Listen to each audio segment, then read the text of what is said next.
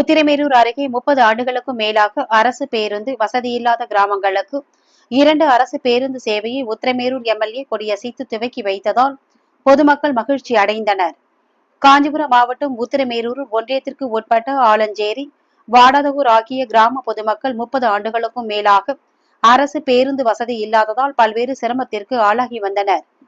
இதனால் அந்த கிராமம் மார்க்கமாக அரசு பேருந்தை இயக்க வேண்டும் என அப்பகுதி மக்களின் சார்பாக உத்திரமேரூர் எம்எல்ஏ சுந்தர் அரசிற்கு தொடர்ந்து கோரிக்கை வைத்து வந்த நிலையில் இன்று அரசு பேருந்து சேவை அந்த கிராமங்களில் மார்க்கமாக துவங்கப்பட்டது.